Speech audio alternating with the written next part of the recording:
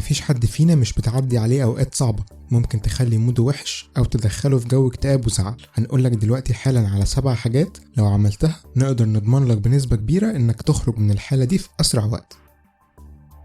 حط هيدفونز على ودنك وشغل مزيكا، حاول تغني معاها بصوت مسموع، ولو مش هتزعج حد غني بصوت عالي، ما تخافش حتى لو صوتك زي حالاتي كده هتحس بفرحة وانت بتغني صدقني.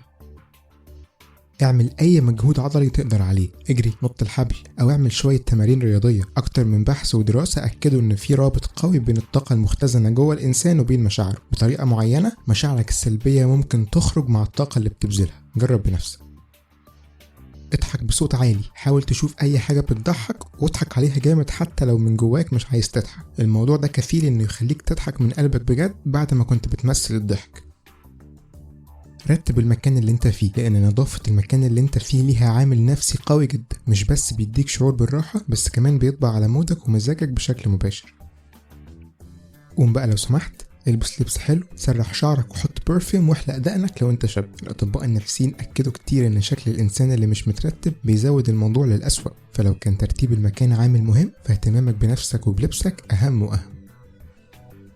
كل دارك شوكليت كتير، مش مهم لو بوظنا الدايت يوم يعني، بس الدارك شوكليت عندها القدرة على تحفيز عقل الإنسان إنه يفرز هرمون السيروتونين، الهرمون المسؤول عن سعادة الإنسان. كذلك الحال مع الأناناس واللوز ومنتجات الألبان برضو.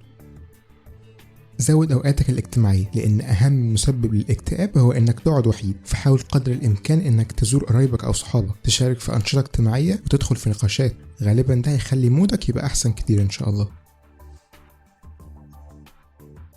لو عجبك الفيديو اعمل سبسكرايب للقناة عشان تشوف فيديوهاتنا الجديدة، ولو عايزنا نكمل ساعدنا ننشر فيديوهاتنا واعمل لها شير على فيسبوك وجوجل بلس، وكمان تقدر تشوف فيديوهاتنا اللي فاتت كلها من هنا.